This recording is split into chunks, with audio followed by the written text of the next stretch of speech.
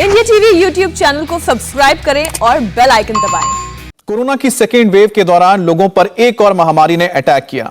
मुश्किल में पड़े लोगों की मदद के नाम पर लुटेरों के ग्रह एक्टिव हो गए हैं, जो दवाएं और ऑक्सीजन सिलेंडर देने के नाम पर लोगों को लूटने का काम कर रहे हैं। ऐसे लुटेरों के खिलाफ एक्शन हुआ तो हैरान करने वाली बातें सामने आ गई। परेशान लोगों को ठगने वालों का यह नेटवर्क पूरे देश में फैला हुआ था। आप इस रिपोर्ट को जरूर देखिए, जिससे आप ऐसे लुटेरों के गिरोह से बच सकते हैं और इनके जाल में नहीं फंसेंगे।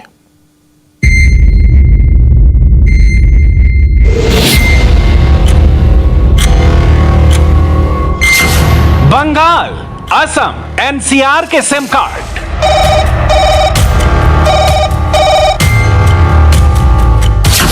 साउथ बिहार, झारखंड, मेवात के कॉलर,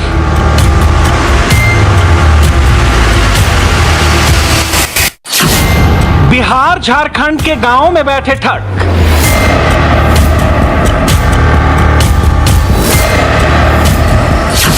देश भर में फैले बैंक अकाउंट,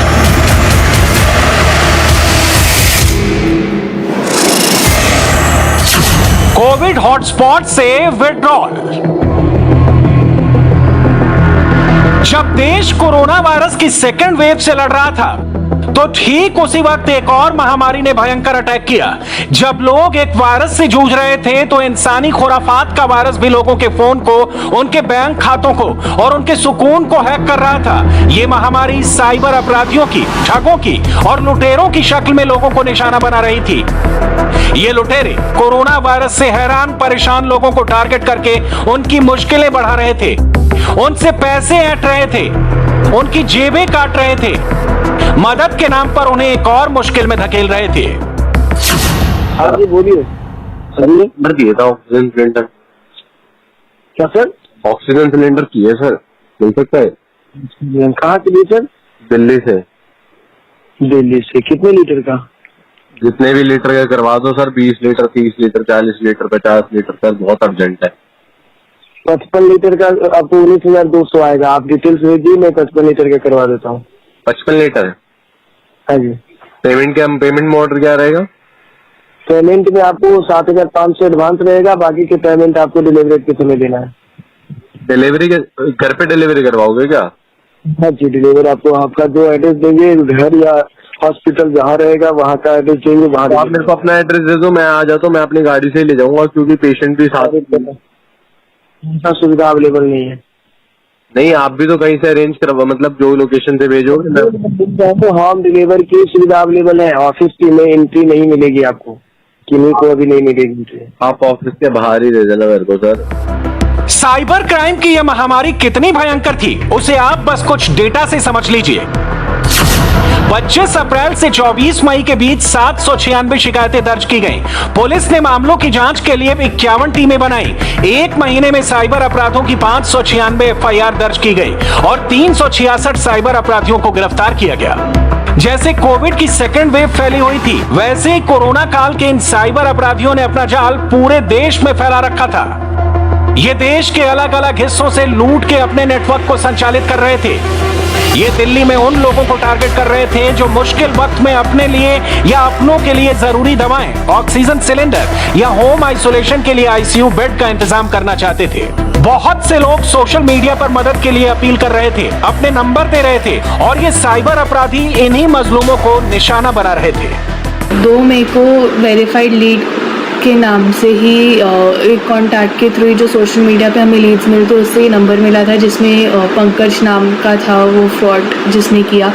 उन्होंने अपने आप को एक ऑक्सीजन डीलर के तौर पे दिखाया और बोला कि 7,500 की पेमेंट करने पर उन्होंने जो भी रेट अलग अलग सिलेंडर के बताए थे, 7,500 की एक सिलेंडर की एडवांस पेमेंट करके अगले दिन डिलीवर हो जाएगा सिलेंडर और बचा हुआ पेमेंट जो है, जो भी आपका बचा हुआ अमाउंट होगा आपको वो देना होगा।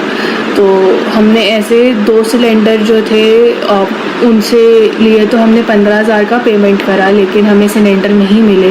उन्होंने ये बोला कि आप जब तक पूरी पेमेंट नहीं करोगे आपको सिलेंडर नहीं मिलेंगे और बहुत हमने नेगोशिएट भी किया। हमने उनको बोला कि आपके पास जितने पैसे हैं उतने का ही आप सिलेंडर भेज दो, उनके पास वो क्वांटिटी, लेकिन वो फ्रॉड था तो हमें सिलेंडर कभी मिला नहीं। दिल्ली की रहने वाली हरीना को अपने नाना के लिए ऑक्सीजन सिलेंडर चाहिए था। उन्हें सोशल मीडिया पर एक नंबर मिला, उन्होंने उस नंबर पर कॉल किया और नतीजा क्या निकला ये आपके सामने है। कुछ लोग कहते हैं कि आपदा में ही अवसर है। कोरोना की दूसरी वेव में इन लुटेरों ने अपने लिए बड़ा अवसर देखा। वो सोशल मीडिया पर मदद की गुहार लगाने वाले लोगों को मदद का आश्वासन दे रहे थे और पैसा ऐड कर गायब हो जा रहे थे। और पेमेंट कैसे करनी होगी? आपको ऑनलाइन करना होगा। अच्छा, तो पूरा अमाउंट देना है या पहले आधा देना होगा? आप पूरा देना होगा तो पूरा दे दीजिएगा, और आधा देना होगा, आधा पहुंचे जाने के बाद देनी होगी। अच्छा, तो अगर मुझे सिलेंडर पिकअप करना होगा, मैं पिकअप कर सकती हूँ? नहीं मैम, कोविड-19 की वजह से कंपनी आना जाना बंद हो गई है। ठीक है। तो आपका ऑफिस कहाँ पर है? ये दिल्ली नोएडा। नोएडा में कहाँ पे? सेक्टर 44 जानते हैं मैम? अच्छा, और उसमें मतलब कौन सी मार्केट में, कहाँ पे?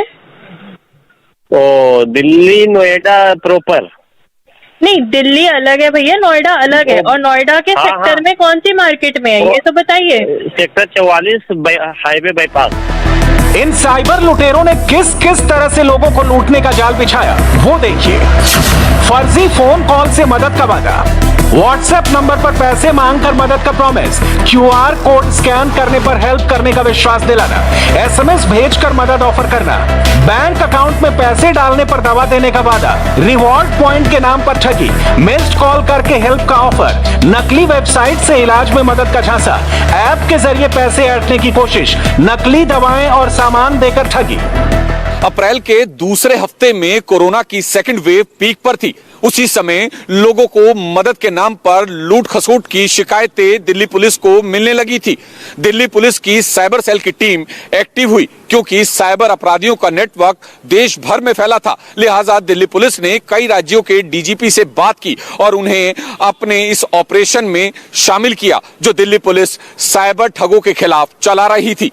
इसको हमने ऑपरेशन साइबर प्रहार बोला और इसके तहत जो भी फ्रॉड इस तरह से करते थे उनकी मोबाइल नंबर्स को, बैंक अकाउंट्स, पेमेंट गेटवेज को आइडेंटिफाई किया गया, उसको वहीं पे तुरंत रोक करके पैसा को बैंकिंग इकोसिस्टम से बाहर जाने से रोका गया। साथ ही साथ जहां से इस प्रकार के मोबाइल फोन्स ओरिजिनेट हो रहे थे, कॉल्स ओरिजिनेट हो रहे थे, इन गैंग को आइडेंटिफाई करके हमारी टीम्स अलग अलग राज्यों के पुलिस के साथ संपर्क किया गया और हमारी टीम्स वहां जा करके उनके साथ मिल करके इनके ऊपर एक्शन लेते हुए इनकी पूरी जो चीटिंग का जो इंफ्रास्ट्रक्चर था, धोखाधड़ी का जो इंफ्रास्ट्रक्चर इन्होंने खड़ा किया था, उसको निस्तनाबूद करके इसमें लोगों को गिरफ्तारी करके काफी राहत पहुंचाया गया है। कोरोना की सेकेंड वेव के दौरान लूट खसोट और ठगी की इस महामारी का हॉटस्पॉट दिल्ली बन चुकी थी। पुलिस ने इन लुटेरों से लोगों को बचाने की मुहिम बड़े पैमाने पर छेड़ी।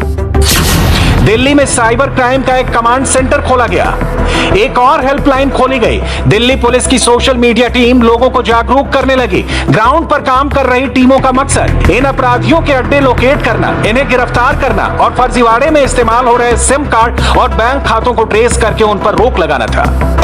फर्जीवाड़ा करने वाले इतने शातिर थे कि उन्होंने बिहार झारखंड में उन लोगों के नाम पर सिम कार्ड लिए जिन्हें इनकी भनक भी नहीं लगी। इसके बाद उन्होंने उनके बैंक खातों की डिटेल भी हासिल कर लिए। यही नहीं, फिर इन शातिरों ने देश के अलग अलग हिस्सों से बैंक अकाउंट ऑनलाइन ट्रांसफर कर लिए। पुलिस को अपनी जांच में यह पता चला कि इन खातों से पैसे कोविड हॉटस्पॉट से विड्रॉ किए जा रहे थे।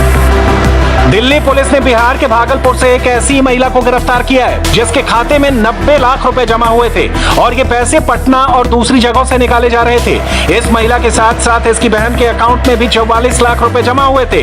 ये महिला ऑक्सीजन सिलेंडर के नाम पर ठगी करने वालों के गिरोह का हिस्सा थी। इसके परिवार के कई लोग लोगों को ठगने में शामिल थे। सिलेंडर और दवाओं का वादा करके इन्होंने करोड़ों रुपए ऐंठे थे। कुछ ज़्यादा ही ऑक्सीजन सिलेंडर की सप्लाई से लेकर फ्रॉड हुआ, वो तो बड़े स्तर पर करोड़ों के हिसाब से जो हमारी शिकायत आई इसके रिगार्डिंग, तो हम उसको ट्रेस करते हुए पैसा पहले कर्नाटक के अकाउंट में गया एसबीआई से फिर यहाँ ट्रांसफ़र हो रखा है वो पैसा। हमारे जो विक्टिम है, जो कंप्लेनेंट है, उनको ना तो ऑक्सीजन सिलेंडर ही मिल पाया और ना उनके परिवार के सदस्य की जान भी चली गई और पैसा भी वापस नहीं मिला। कितना का अकाउंट में आया था इनके? इसके ये जो सरिता देवी के अकाउंट में करीब 90 लाख रुपए आए हुए हैं और इसकी बहन है वो पिंकी देवी, उसके अकाउंट में भी करीब 44 लाख रुपए आए हैं। टोटल से करीब 1.25 करोड़ से भी ज़्यादा वो है। और इनके परिवार के 3 और अकाउंट हैं जो करीब 5 अकाउंट तो इन्हीं के परिवार से जिसमें करोड़ों रुपए आया है। दिल्ली पुलिस ने इन अपराधियों को पकड़ने के लिए मल्टी स्ट्रेटजी पर काम शुरू किया। ठगों को पकड़ने के साथ साथ उनके बैंक खाते सील करने और मोबाइल नंबर ब्लॉक या स्कैम के नाम पर आइडेंटिफाई किया गया, जिससे लोगों के पास ऐसे नंबरों से कॉल आए तो वो अलर्ट हो जाए। पुलिस के इस अभियान में बैंक को ऑनलाइन पेमेंट प्लेटफॉर्म और ट्रू कॉलर ऐप को जोड़ा। फर्जी नंबरों को ट्रू कॉलर ऐप पर कोविड स्कैम नाम दिया गया। जब हम इन नंबर्स की टेक्निकल एनालिसिस करके जो उसकी साइबर प्रोसेसिंग हमने किया, इन्वेस्टिगेशन टीम ने इसको आइडेंटिफाई करने के प्रयास किया, तो कुछ जियो स्पेशियल मैपिंग करते हुए हम कुछ हॉटस्पॉट्स हमने आइडेंटिफाई किया। बिहार का नालंदा, बिहार शरीफ नालंदा इलाके से, झारखंड में, वेस्ट बंगाल में, पुरुलिया इलाके में और राजस्थान और मेवात के इलाके से काफ़ी इस तरह से फ्रॉड कॉल्स रजिस्टर्ड होना वो पाया गया था। और साथ में एक बड़ा इंटरेस्टिंग बात था कि काफ़ी बैंक अकाउंट्स हमने देखा कि वो एक जगह पे खोले गए हैं और बाकी जगह उसको ट्रांसपोर्ट कर लिया गया है कि पुलिस को धोखा देने के लिए, ताकि पुलिस उसको ट्रेस ना कर पाए। दिल्ली पुलिस की इस मुहिम के दौरान 482 बैंक खाते ब्लॉक किए गए, खातों में जमा 1.19 करोड़ रुपए फ्रीज किए गए, 1158 सिम कार्ड सस्पेंड करने को कहा गया है। ट्रू कॉलर ऐप पर 233 नंबर को कोविड स्कैम के नाम से टैग किया गया है। मुश्किल वक्त में लोगों को ठगने, लूटने और उनकी परेशानियों का फायदा उठाने वालों की कमी नहीं है। ऐसे ठगों से बचने के लिए आपको मदद मांगने या ऑफर दिए जाने के वक्त सावधान रहना चाहिए। पक्की पड़ताल के बाद ही आगे बढ़ना चाहिए और पैसे देने से पहले सामान की डिलीवरी लेनी चाहिए। धोखेबाजों से सावधान रहकर ही बचा जा सकता है। नमस्ते, मैं हूं मीनाक्षी जोशी। वीडियो और खबरों से अपडेट रहने के लिए India TV YouTube channel subscribe करें, बेल आइकन दबाना ना भूलें। जुड़े रहें इंडिया टीवी के साथ।